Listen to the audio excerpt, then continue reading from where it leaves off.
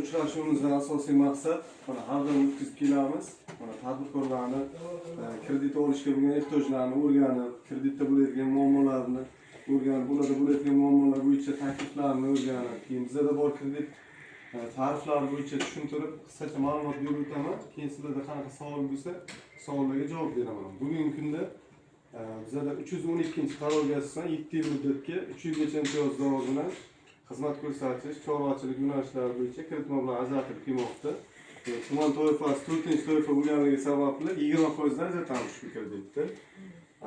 Bu xotin-qizlardan bo'lsa, agar firmani rahbari 18% dan 2% kamaytirilgan narxda ajratiladi. Bundan tashqari yoshlar bo'yicha kreditlarimiz kelgan, yangi kreditlar. Bularga ham qisqacha ma'lumot berib o'taman.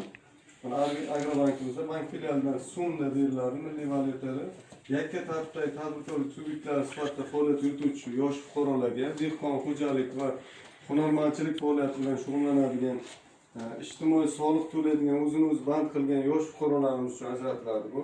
Kreditning maqsadi sanoat, xizmat ko'rsatish, savdo, umumiy ovqatlanish, turizm, hunarmandchilik, kasanachilik, zargarlik, qishloq xo'jaligi mahsulotlarini yetishtirish, saqlash va qayta ishlash yo'nalishlarida kredit mablag'i ajratiladi.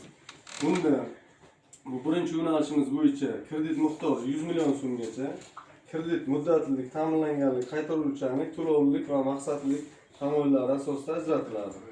Keyin bunda bitta narsaga e'tibor beriladi, salbiy kredit tarixiga ega, muddati o'tgan kredit qarzdorligi mavjud fuqarolarga kredit mablag'i ajratilmaydi. Chunki kredit tarixi buzilgan bo'ladi hisoblanadi.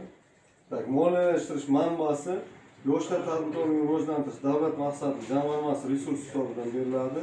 Muddati 60 oygacha biznes loyiha xususiyatidan kelib chiqib, kreditni 50% gacha qismini aylanma bilan to'ldirish uchun ochiq liniya asosida 12 oyda so'ndirish shartini